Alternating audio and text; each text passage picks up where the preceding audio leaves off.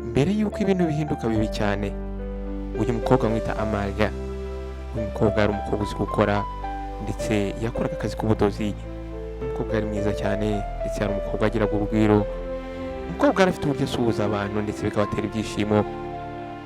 Iyo umukiriya yazaga muri atelier ye akaza aje kurekarama avuga ati umwenda ntabwo umeze neza, ntabwo wakoze neza, yaramusekeraga akavuga ati ntugire ikibazo ndabikosora. Mama we yitwaga mama Selina yaramubwira ati mwana wanjye, uyu mutuzo wawe niryo juru ryawe, ntuzigere utuma ubura ijuru ryawe kubera urusaku rw'umuntu runaka. Ariko mu by'ukuri nubwo yamubwiraga amagambo, Amalia yari afite koko ijuru rito, yari afite uburyo yitonze kandi yari afite uburyo abana n'abantu neza. Iyo waba uri kumwe n'uyu mwana w'umukobwa wumvaga uri safe, wumvaga wishimye. Nuko umugoroba umwe hanga akazuba kari kavuye, hari umusore witwa Lazaro yaje kwinjira muri aka kayeteriye k'uyu mukobwa. Yarinjiye nuko yarazanye ipantaro ngo ayimukorere, ariko nyuma y'iyo pantaro yaraje gukoresha icyakurikiyeho nyuma wari umutima we. Uyu mugabo akinjira ahangaha yahagaze mu muryango atangira kwitegereza wa mukobwa mu buryo budasanzwe nkaho abonye igitangaza. Nuko Amalia yaramubwiye ati wiriwe neza nyakubahwa. Wa musore yahise amubwira ati wiriwe neza mukobwa mwiza. Nuko guhera uwo munsi uno musore yatangiye kwita uyu mukobwa ngo ni umugore w'amahoro. Umunsi wakurikiyeho uyu musore yaragarutse ndetse n'ubundi arongera aragaruka. Ahangaha yagarukaga yizanishwa imyenda, azana imyenda, ashaka kugaragaza ko ashaka gukoresha imyenda, ariko mu by'ukuri ntabwo ari imyenda bagemuzanye. Uno musore Lazaro yari afite uburyo abayeho butandukanye n'uyu mukobwa Amalia. Uno musore yari loud, yaravugaga cyane, yari talkative, ndetse uyu musore yari confident. Uno musore akunda guseka cyane. Uno musore yari afite business ntoya yacuruzaga spare parts, ariko uyu mugabo uburyo yitwaragamo ntabwo byanganaga n'agaciro k'ibintu yari atunze. Ariko none uno musore yaje kubona kwa gutuza k'uyu mukobwa Amalia, yumva kuramutunguye ndetse yumva aba interested. Nuko uno musore atangiye kuyaza akicara hano muri atelier wa mukobwa, agatangira kumuterera stories ukuntu yakuze, ndetse agatangira kumubwira ibijyanye n'inzozi ze, akamubwira ibijyanye n'ibibazo by'amafaranga, ndetse akamubwira ibyerekeye na ex we. Yaramubwiraga ati ex wanjye yakundaga gusakuza cyane nk'umupolisi. Ahangaha Amalia yabyumvaga yarasekaga akamubwira ati ni byiza. Ibi ngibi rero byatumaga n'umusore aseka cyane, akamubwira ati hey uratandukanye cyane. Akamubwira ati uri amahoro, ariko amahoro mu buryo bw'umugore. Ahangaha rero abantu batangiye kubona uburyo abangabo uko ari babiri babanyemo. Abantu batangira kuvuga amagambo, batangira kuvuga bati wa musore ugira amagambo usakuze cyane atangiye gukundana na wa mukobwa uri quiet, wa mukobwa ucecetse. Abaturanyi ba Amalia bakunda kumubwira bati Amalia, uriya mugabo usakuza nka radio arashaka iki? Ese kuki ahora muri atelier yawe? Bagenzi bakamubwira ati twizere yuko udashaka kubana n'uriya mugabo. Ariko ahangaha Amalia byumvaga yarasekaga ndetse afite amasoni, agakomeza akidodera. Ndetse mama we yaje kubona impinduka k'uyu mwana w'umukobwa, abona uburyo atangiye kujya yumva indirimbo z'urukundo cyane, ndetse atangira kubona uburyo asigaye yisetsa yari kuri telefone.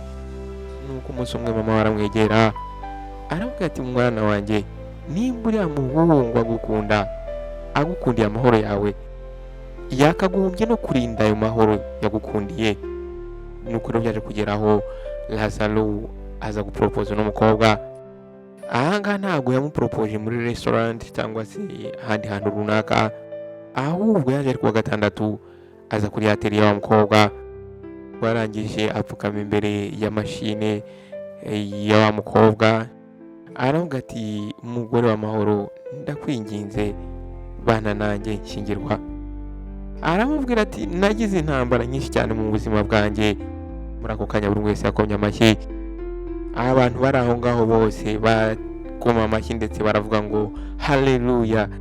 Ahangaha rero Amalia yahise aba excited, atangira kubyina.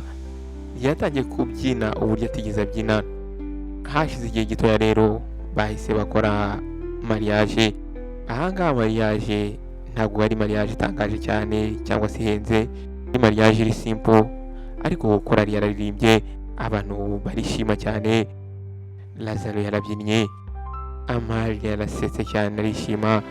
Ndetse mu gihe bari bageze muri reception, wa mugabo yaje gufata mikorofone abwira abari bari aho ngaho bose ati umugore wanjye ntabwo avuga cyane. Arababwira ati umugore wanjye ntabwo avuga cyane, ariko uguceceka kwe, umutuzo we uravuga cyane kurusha urusaku. Aho ngaho buri umwe wese yarasetse, nuko Mariya nawe yahise amwenyura, ariko amwenyura atazi yuko iyi nteruro umugabo we yaravuze umunsi umwe izahinduka noneho insult, izahinduka interuro izamwangiriza umutima. Ahangaha rero urugo rwabo rwatangiye rufite amahoro. Uyu mukobwa yaratekaga, agahanagura buri kimwe cyose, ndetse agasenga. Ahangaha buri umwe wese yarakunze undi. Umugabo yajyaga ku kazi yagarukaga afite gift, ndetse umugabo we yazaga ananiwe akagera ahangaha mu rugo, yahitaga ajugunya telefone aho ngaho akavuga ati umugore wanjye w'amahoro. Aha iyo nkubonye mpita numva umunaniro nifite wose urangiye. Ahangaha bicaraga kuri balcony bagatangira kuvuga uburyo bazubaka inzu nini cyane, ariko uko amezi yagiye atambuka hari ikintu kidasanzwe cyatangiye kuba. Lazaro yatangiye none kujya yitwara nkaho kwa gutuza kwa mugore we ari ikibazo kuri we. Umugabo yatangiye kujya amubaza ati se Amalia, mu by'ukuri uri umuntu cyangwa uri ikindi kintu? Akavuga ati igihe kimvuga. Iyo umugore yamuzanaga ibyo kurya akamusavinga, umugabo aramubwiraga ngo uri calm cyane, nawe wakomeje kuza ngo umpe ibiryo ukumiceceke. Nuko umunsi umwe umukobwa yatangiye kujya yiga kujya amusekera noneho biri gendre, ariko ahangaha noneho umugabo wahise amubwira nabi, aramubwira ngo uri guseka nkaho ufite ubwoba muri wowe, nawe ubwawe wifitiye ubwoba. Yatangiye kugira amayobera muri we, kubera yuko ibyo yari arimo akora, uko yari arimo yitwara, nibyo umugabo we yari yaramukundiye. Ahangaha rero yatangiye kumva nta mahitamo afite, ndetse ntakwa atari gusobanukirwa ese umugabo we arashaka ko yitwara gute. Iyo umukobwa yarakaraga, uno mugabo yaramubwira ngo ni dramatic. Umugore yabaga yicecekeye yatuje, umugabo aramubwira ngo ari boringa. Ahangaha noneho Amalia ntabwo yari azi ngo nihe version yabasha guha umugabo akishima.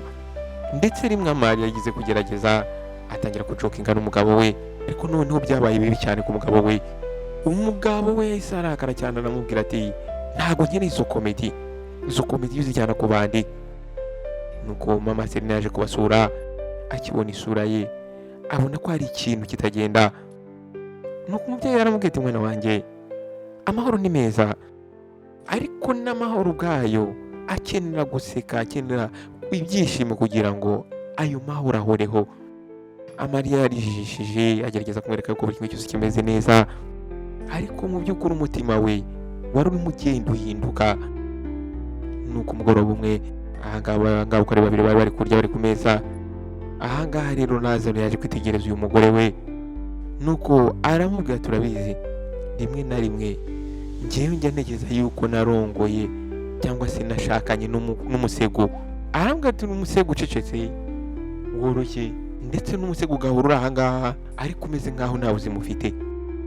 Amalia yahise aba shocked. Ahangaha yarasetse akeka ko umugabo ari kumusetsa, ariko muri iryo joro ntabwo Amalia yabashije gusinzira. Ahangaha yararyamye atangira gutekereza aya magambo umugabo yamubwiye, atangira kwibwira muri we ati wenda amahoro ntabwo aba ahagije ku bagabo bamwe na bamwe. Ariko ahangaha Lazaro yakomeje guhinduka gake gakeya. Bwa mbere Amalia yabanje gutekereza yuko wenda umugabo we aba ari stressed, ariko noneho ibyo noneho uyu mukobwa Amalia yatinyaga byatangiye kuba. Umugabo yatangiye kugera mu rugo ari nijoro cyane, aza ahumura parufe y'abandi bagore, akaza ari kuri telefone ari guseka, ndetse ari kuvugana n'umuntu atabasha kubwira umugore we. Igihe umugore yamubazaga akaba atese n'indi mwari mu kuvugana, uno mugabo yaramurebaga akamubwira ati mugore ndi gukora business. Akamubwira ati witangira kwitwara nk'umugore w'ishyari. Ariko noneho bya bintu byerekeranye no guceceka byatangiye kumera nk'aho ari igihano. ariko burya noneho uguceceka cyangwa umutuzo bitangira kumera nk'igihano igihe wa muntu uri kubasha cyangwa se uri gushaka guha amahoro atangiye kukugerageza, agatangira kugerageza ukwihangana kwawe, agatangira kukugirira nabi cyangwa se kuguhemukira kugira ngo agerageze ukwihangana kwawe. Lazaro wowe uzubwira uno mukobwa ubwitonzi bwe burakiza, ahubwo noneho bwa bwitonzi yatangiye kubwita ngo ni stress.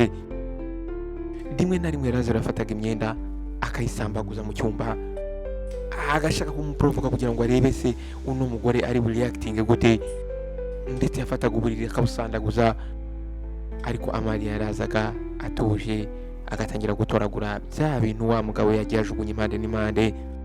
None wa mugabo akazunguza umutwe, umugabo akavuga turabona, akamubwira ati ubu ntabwo uri umugore muzima, umugore muzima yakagombye gusakuza ahangaha.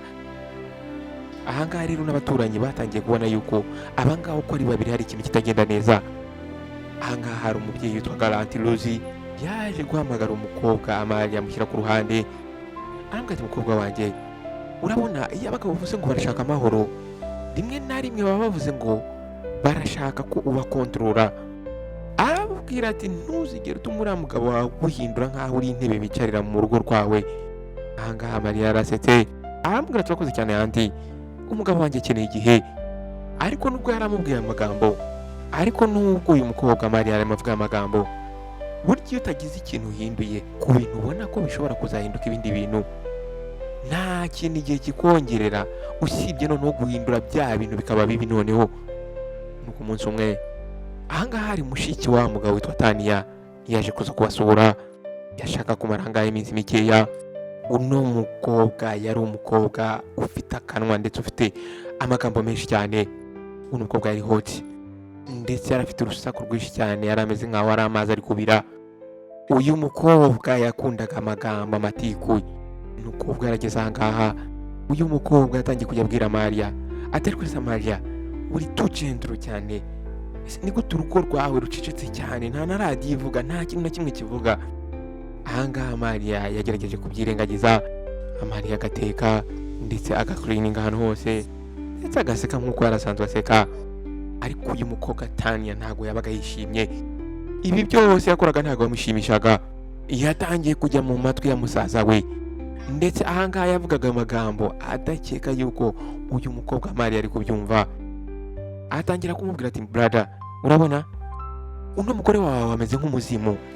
Akamubaza ati sura mugore wawe mu by'ukuri wamushatse kubera ko wamugiriye impuhwe cyangwa?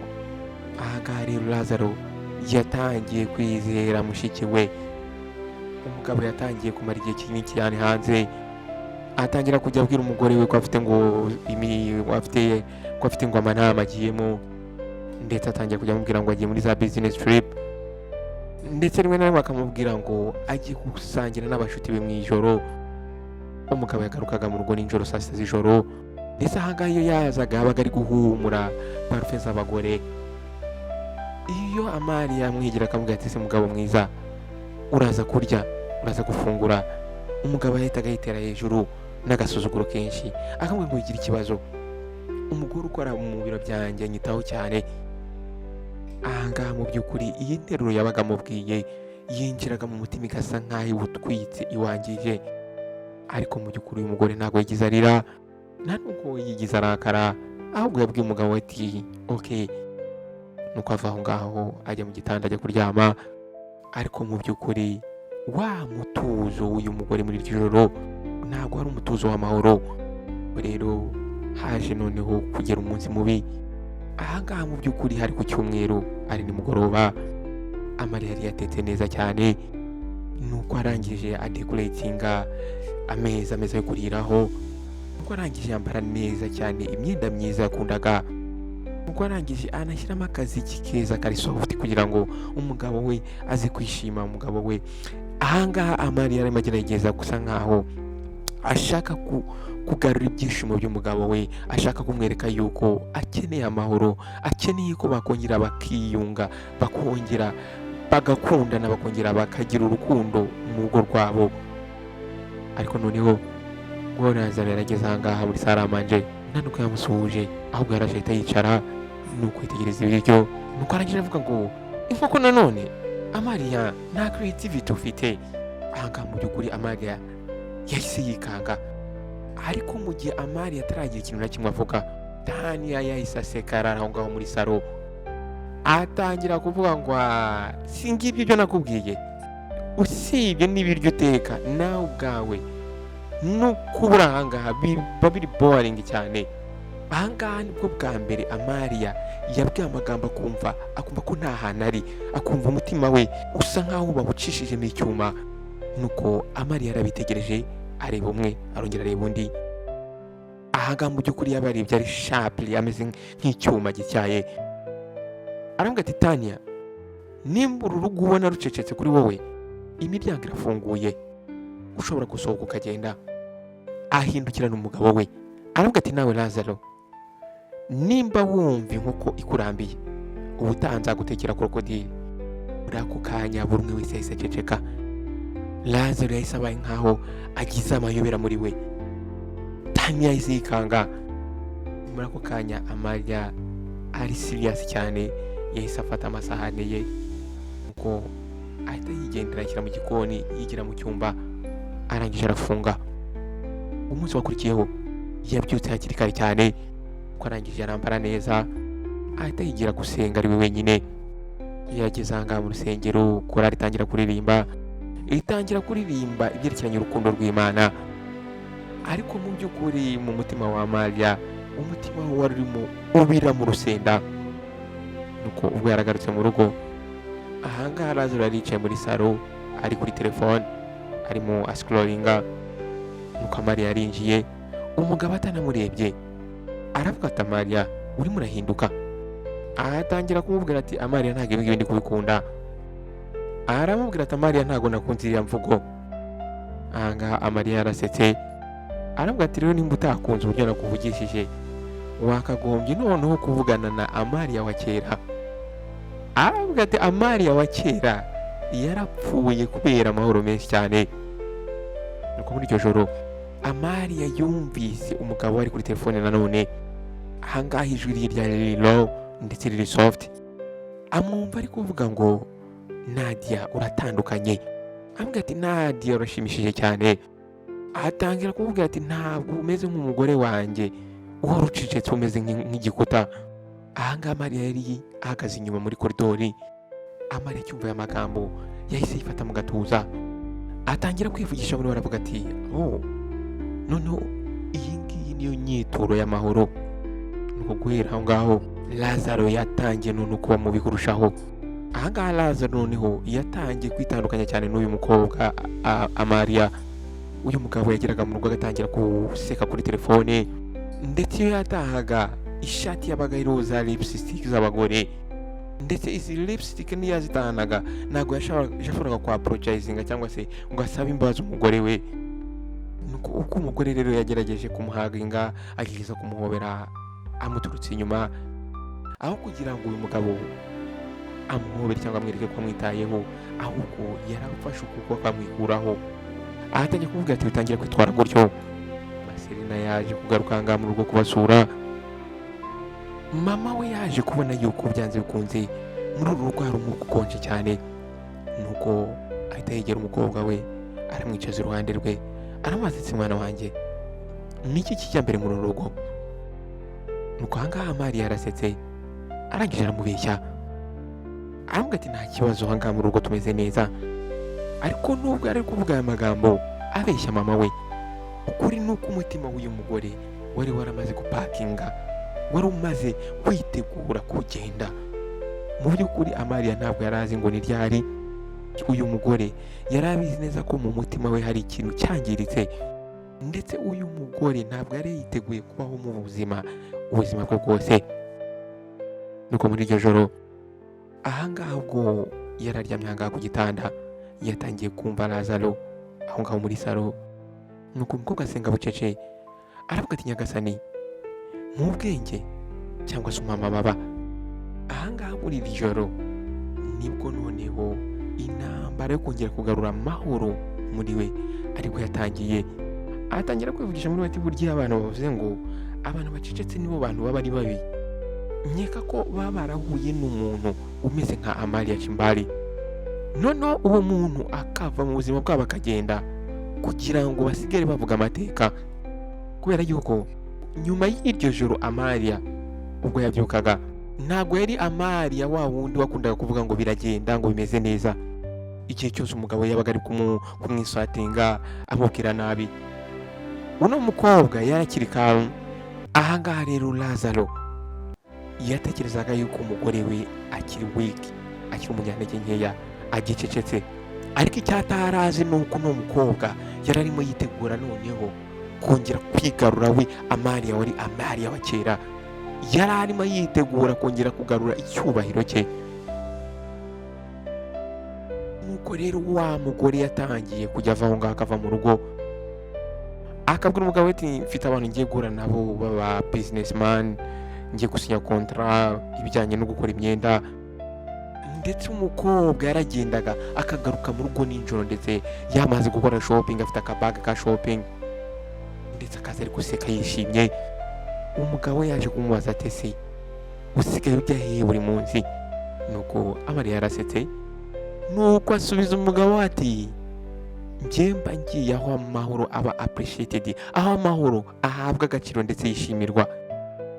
Ariko umugabo we ntabwo yumvise amagambo, ntabwo yumvise ibyo umugore ashatse kumubwira, ariko mu by'ukuri haburaga igihe gitoya ngo yumva ayo magambo icyo arashatse kuvuga.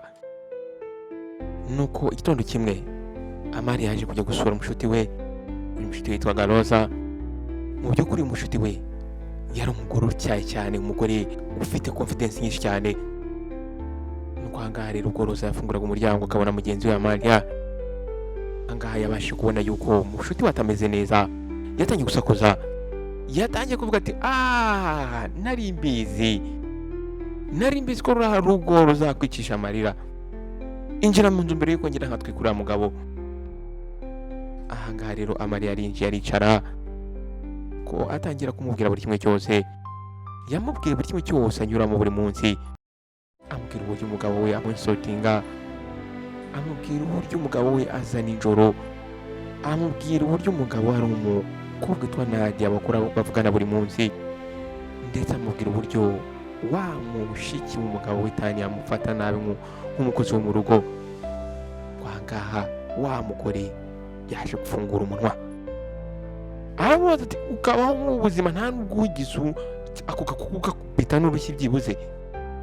Umugore avuga ati my sister uri calm cyane. Ahangaha rero uko babiri batangiye guseka, ariko mu by'ukuri iyi nseko bari basetse yari imeze nk'aho ari umuti. Bwa mbere mu gihe cyari gishize cyose, mu by'ukuri Amalia yumvise muri we afungute.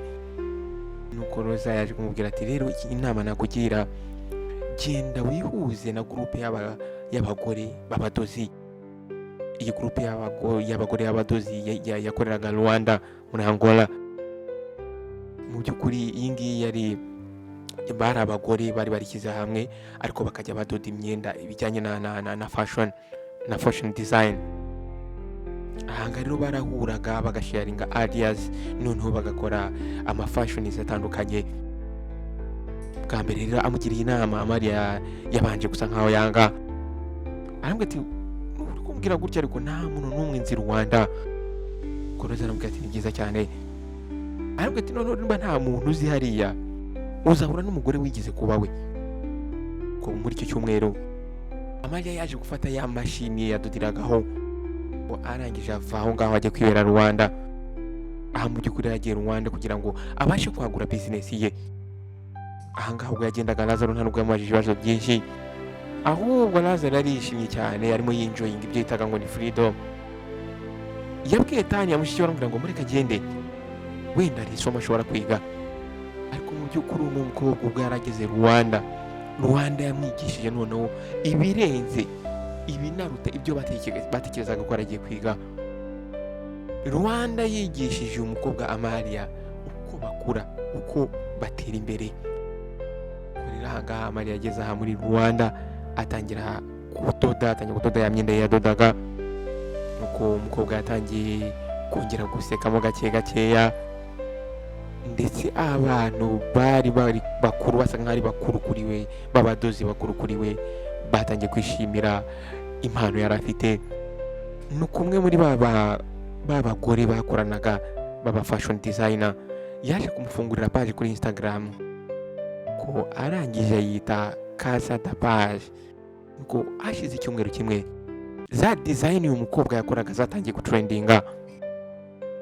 Abantu rero batangiye gukunda story ye ndetse bakunda n'uburyo atuje, ndetse yaje gutumirwa muri event ya fashion design.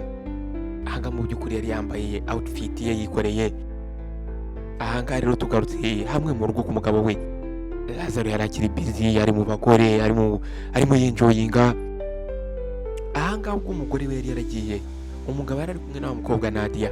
Uyu mukobwa Nadia yacuruzaga telefone mu mujyi, ariko ngubu uyu mukobwa arimo amubwira ngo ni umu business consultant, ngo ni umu consultant. Mu by'ukuri Nadia yari azi icyo ashaka kuri uyu mugabo. Nuko ahangaha rero tugarutse Rwanda, Amari yatangiye gutera imbere, atangiye kubona abantu batangiye kumwereka attention mu buryo atabitekerezaga.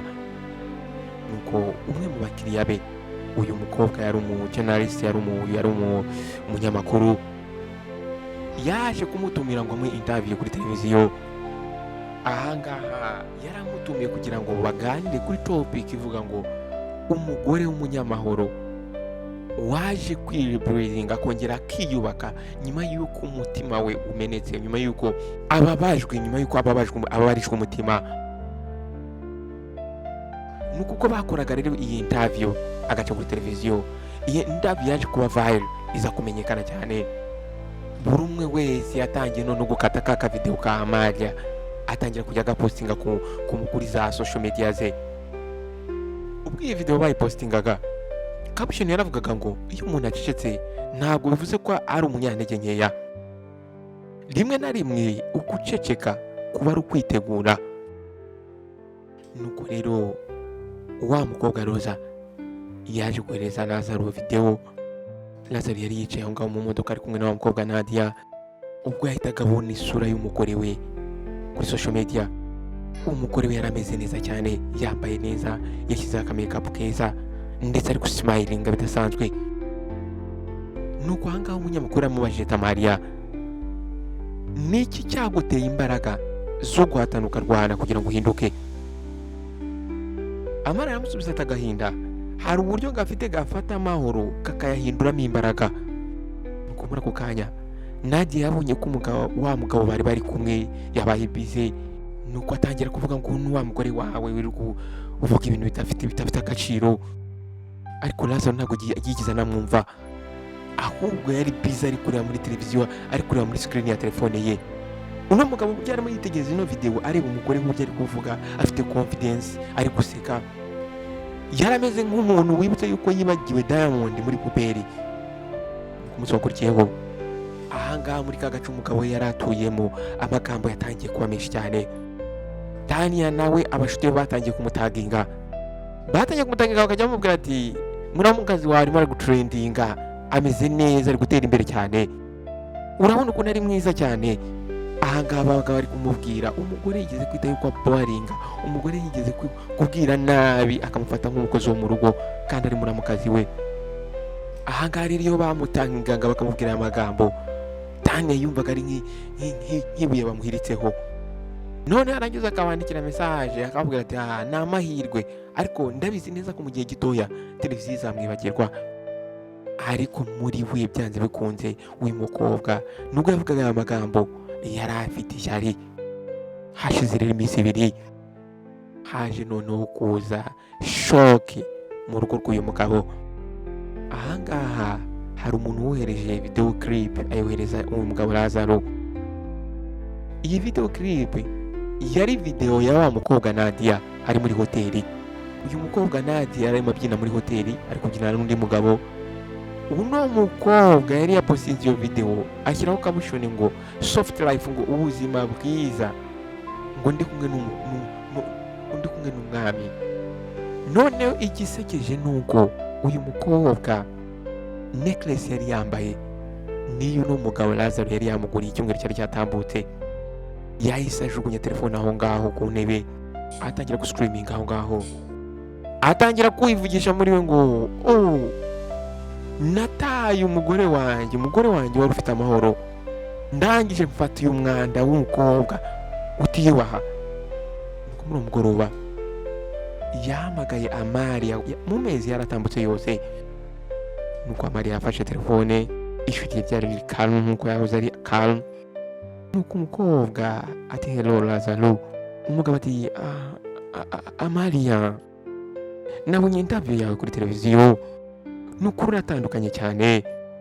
Amalia yarasetsemo aravuga ati narahindutse kubera yuko nibutse uwo nari we mbere yuko amahoro ahinduka igihano. Lazaro angayikije umutima aravuga ati se ndakwinginze twavugana. aravuga ati ndakeka narakoze amakosa. Amalia yahise aseka aramubwira ati Lazaro nta makosa yigeze ukora, ahubwo wahisemo amahitamo yawe. rero amahitamo wahisemo ubu ngubu agiye kukwigisha amasomo ku buntu. nuko ataramusubiza aramubwira ati humura ntabwo ugiye nkurakariye Lazaro. nuko umugore aramubwira ati Lazaro wampaye intambara, ariko nanjye nahisemo kubaka empire nkoresheje ivu cyangwa se ibisigazwa byasigaye byasenywe n'iyo ntambara. nuko amaze kumubwira amagambo yahise akupa telefone. muri iryo joro we na Roza baranyweye, bari bicaye ahangaha kuri balcony batangira kwitegereza uburyo Rwanda imeze neza. ko Roza aramubaza ati se niki gikurikiyeho umugore w'amahoro? Amalia yarasetse aravuga ati igikurikiyeho nuko ngiye gukomeza nkagurisha amahoro nyakishije mu bikorwa byanjye ndi gukora, ndetse nkareka abantu bakambara amateka yanjye. ahangaha rero nyuma Lazaro ubuzima bwe bwatangiye noneho kwangirika. ahangaha ubwo Nadia yari amaze kumuca inyuma, nta nubwo byari bihagije, buri kimwe cyose cyari kiri muzengurutse cyatangiye kwangirika. ahangaha bizinesi ye yari isanzwe igenda neza yatangiye kwangirika, atangira guhomba. abakiriya bahise batangira guhagarara kumuhamagara, ndetse umugabo umwe yaje kumushinja kuba yarafashe amafaranga ariko ntamwohereza ibintu yari yamuguriye. undi mukiriya nawe yaje kugarura ibyo yari yamuguzeho amubwira yuko biri fake, ndetse n'umu assistant we yizeraga yaje kumuvaho aragenda. yaramubwiye ngo yibone indi opportunity amutaho ngaho wenyine. ariko mu by'ukuri ukuri kwari uko nta muntu washakaga gukorana n'umugabo. umugabo wari waramaze kwangiza izina rye, umugabo ubuzima bwe bwari bwaramaze kuzamo amatiku. umugabo wari warananiwe kubana n'umugore ufite future, umugore ufite ibitekerezo, umugore uzi gukora ubushuti, uzi kubana n'abantu. abantu rero batangiye kujya bavuga ati ruriya ni wa mugabo, umugabo wifashe agaca inyuma umugore we wari ucecetse kandi uwo umugore we w'amahoro, wa mugore twabonye kuri televiziyo. ko abantu bahoze bubaho n'umugabo batangiye kujya bamubona bakambuka bagaca hakurya y'umuhanda. ahangaha ariko ntabwo byari byarangiye. wa mukobwa Nadia wahoze ubwira uno mugabo ngo ni intare ye, yaje noneho guhinduka ikibi. ahangaha noneho uno mukobwa Nadia yatangiye kujya ahamagara uno mugabo inshuro 10 ku munsi, amwaka ibintu bitandukanye, amwaka imisatsi, amwaka telefone, amubwira ngo basohoke. noneho niyamuhamagaraga ntamwitabe, yahita yajya kuri Instagram agatangira kwandika amagambo ari critical, akandika ngo abagabo bamwe na bamwe bari intare mu nzozi zabo. iyo amahoro avuye mu rugo rwawe, intambara irinjira kandi ikanga kwishyura inzu. ariko mu by'ukuri buri umwe wese yabonaga iyo caption cyangwa amagambo yari azi umuntu uyu mukobwa ari kuvuga. nuko umunsi umwe Lazaro yaje kumwegera aravuga ati Nadia, ndarambiwe. Nadia yahise aseka, arangije atunganya imisatsi we aravuga ati noneho nimba utanshaka subiranye ujye gushaka umugore wawe ukonje. ariko tugarutse muri Rwanda, Amalia arimo aho ubuzima bwe bwiza yifuzaga. ya brand ye Casa da Paz yari yarakuze, yarahindutse ikintu gikomeye cyane. si imyenda yari arimo adoda, yari imigendo igurwa n'abantu b'aba celebrities, abantu bakomeye cyane bazwi. uno mukobwa yari arimo yitegura gukora event ikomeye cyane. ifoto ye yari iri kuri za billboards zitandukanye aho ngaho mu mujyi ndetse no muri za magazines. ndetse Rosa arakira impande ze ndetse amusapotinga ngo barimo batunganya imyenda ahangaha muri shop yabo. Aramubwira ati my sister, urabona icyo amahoro ashobora gukora iyo uretse guta umwanya wawe uyaha abantu batayakwiriye. Ahangaha Mariya arasetse aramubwira ati Rosa birasekeje cyane. Aramubwira ati nta nubwo nigeze na rimwe ngerageza gukora ikintu kibi kuri we. Nuko umunsi umwe televiziyo yarongeye ihamagara uyu mukobwa wa Mariya. Ahangaha bari bagiye kuganira ku bijyanye no kwiteza imbere ndetse n'ibijyanye n'amahoro y'umugore. Nuko Mariya yaje kubyemera. Nta nubwo yari abizi yuko Lazaro ari buze kuba ari kureba icyo kiganiro aho yari ari kunywa n'abashuti be. Nuko muri ako kanya isura y'uyu mugore Mariya yagaragaraga kuri televiziyo. Abagabo bari bicaye iruhande rw'uyu mugabo batangiye kuvuga hagati yabo, batangiye kuvuga ati bro, uriya ntabwo ari wa mugore wawe? Undi mugabo araseka, undi mugabo aravuga ati niwe, umugore wanjye aramukurikira cyane ndetse n'umufana we. Nuko ahangaha Lazaro agerageza gufosinga smile. Ahangaha ashaka kugerageza yuko muri we atari gupfa. Ahangaha kuri screen Mariya yicaye neza cyane nk'umwamikazi. Nuko umunyamakuru amubaza ati Mrs. Mariya, niyo nama ushobora guha abagore baca mu ntambara mu ngo zabo, intambara kandi ziri mu mutuzo, ziri silenced? Nuko Mariya araseka aramubwira ati gutanga amahoro ntabwo bivuze guceceka igihe ubizi neza yuko uri gupfiramo imbere. Gutanga amahoro ni ukumenya igihe uvira ahantu wumva utari comfortable mbere yuko ya silence ihinduka mu prison, ihinduka mu gereza. Ako kanya abagabo bari baraho ngaho bari kumwe na wa mugabo Lazaro bahise baceceka, ndetse n'abantu bari bamwe inzoka aho ngaho bahise bikanga. Ariko umwe muri baravuga ati uno mugore ni umunyabwenge. Lazaro yahise ahaguruka ahita afata amafaranga yajugunya aho ngaho kuri kontwari, ahita ava aho ngaho mbere yuko batangira kumuseka. Yahise agera mu rugo ahangaha yatangiye kumva muri bafite confusion. Buri kimwe cyose yarebaga cyamwibutsaga Mariya. Yatangiye kumva impumuro ye, atangira kubona utuntu Mariya yajyaga akora tw'udutako aho ngaho. Atangira kwibuka inseko ya Mariya, atangira kwibuka mu mutwe inseko ya Mariya, atangira kwibuka uburyo Mariya yaririmbaga indirimbo z'Imana za gospel iyo yabaga ari koza amasahani. Umugabo yatangiye kumva amukumbuye, ariko mu by'ukuri nubwo yaramukumbuye, uno mugabo ya pride ye yari ikiri ku bitugu bye. Nuko wa mushiki we Tania nawe boyfriend we yari yamaze kumenya yuko uyu mukobwa ari we watumye Mariya ava mu rugo, ari we watumye, ari we wakije umuriro muri uru rugo. Nuko boyfriend we yahise amwandikira message aramubwira ati ntabwo nkigukeneye, umukobwa ufite imico nk'iyo ngiyo ushobora kugenda akangiza urugo rwa musaza we, ntabwo nakundana nawe, ntabwo nabana nawe. Ndetse n'abantu basenganaga n'uyu mukobwa batangiye kujya bamuhunga. Uyu mukobwa rero nawe izina rye ryaje kwangirika. Abantu batangiye kujya bavuga bati ntuzigere umera nka Tania. Ko umugore umwe yaje guhamagara musaza wari kurira, aramubwira ati Lazaro, abantu bari kugenda banseka, buri umwe wese ari kuvuga ngo nangije urugo rwawe. Nuko Lazaro arangije aramuseka aramubwira ati ntabwo nakugiriye inama ngo uhagarike amagambo yawe mu rugo rwanjye, none reba ibyo wankoreye. Umuntu wawe watumye umugore wazanaga amahoro muri uru rugo aruvamo aragenda. Ubwo Tania atangira kumubaza ati none se ni amakosa yanjye? Lazaro aramubwira ati yego, umunwa wawe byose niwo wabiteye. Twashize icyumweru Lazaro yaje kubyuka nabi. Ubwo yabyukaga akakira urupapuro rwa divorce. Ahangaha Mariya yari yamaze gushaka avoka yatunganyije buri kimwe cyose, ndetse bamaze gutunganya impapuro za divorce. Ntabwo rero Mariya yigize azayo ngo azazanye izi impapuro, ahubwo yohereje umucamanza we. Lazaro ubwo yari akibona izi impapuro za divorce yarazitegereje cyane, yatangiye gutitira intoki, ahita afata telefone ako kanya ahamagara umugore wa Mariya. Nuko Mariya yitabye telefone aramubwira ati Mariya, ndakwinginze reka tuvugane, wikora ibi bintu Mariya. Mariya ari calm cyane aramubwira ati Lazaro, naravuze ariko ntabwo wabashije kumva. Lazaro atangira kumwinginga aramubwira ati nukuri ndakwinginze nahinduka, nzakora buri kimwe cyose ushaka, ndakukumbuye. Ariko noneho Mariya yarakomeje aba serious. aramubwira ati ntabwo nkumbuye ahubwo ukumbuye amahoro, kandi amahoro ntabwo ajya asubira mu rugo rwayatwitse. Ko ubwo rero yaramukubye, Lazaro yapfukamye hasi atangira kurira. Bwa mbere Lazaro yararize nk'umwana, yari abashije kubona aha ngaha icyo yajugunye yakuye mu buzima bwe. Aha ngaha rero Lazaro ntabwo ubuzima byaba birangiriye aho ngaho, kubera yuko rimwe na rimwe ubuzima hari uburyo bufitemo bubalansinga ibintu.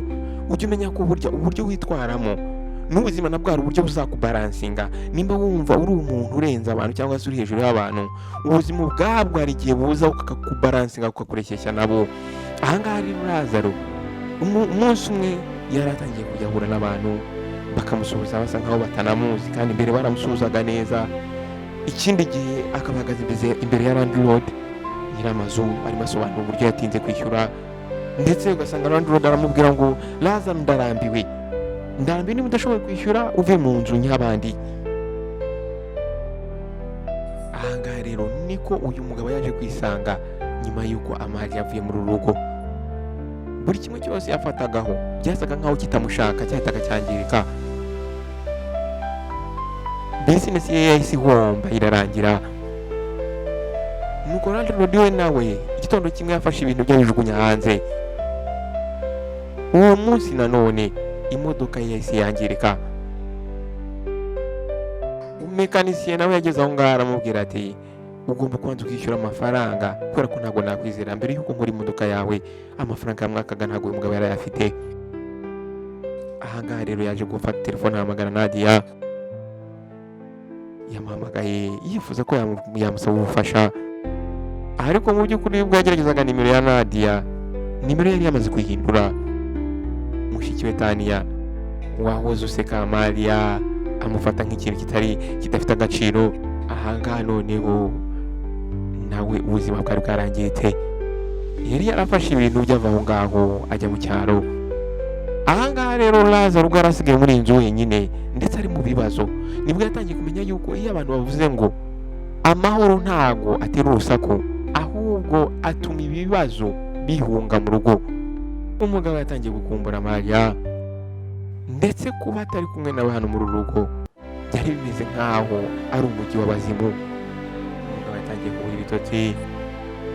Wa mutuzo yahoze arekarama wahoze uvuga ngo uraboringa, ubu noneho wa mutuzo nanone wari uri kumuseka kumumokinga. Igitondo kimwe ubwo yari yicaye ku buriri, yari ari muri telefoni ari gusikororinga, yarimo agerageza gushakisha utuntu yareba kugira ngo arebe niba yaruhuka mu mutwe. Yagiye kubona aguye kuri video kuri Facebook. Iyi video yari video ya Amalia. Aha ngaha Amalia yari ari kumwe n'umubloger wari kumuhaye interview. Yari yaje kumusura muri studio ye nshyashya. Video igitangira Amalia yabaga ari guseka ndetse yambaye dress nziza cyane. Umugore ubona ari peaceful, ari calm kandi ari mwiza.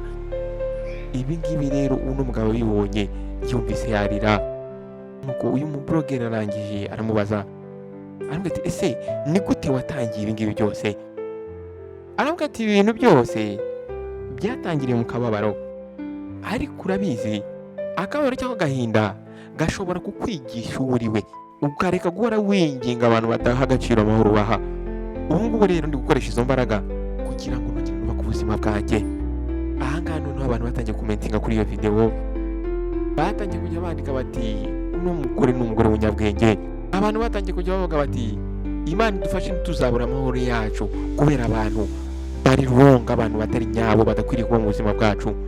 Aha ngaha Lazaro ntabwo yigeze yimenya igihe amarira yatangiye kumanukira mu maso ye. Ko umunsi umwe kwa gatandatu umugabo yaje gufata bisi ava aho ngaho yerekeza Rwanda.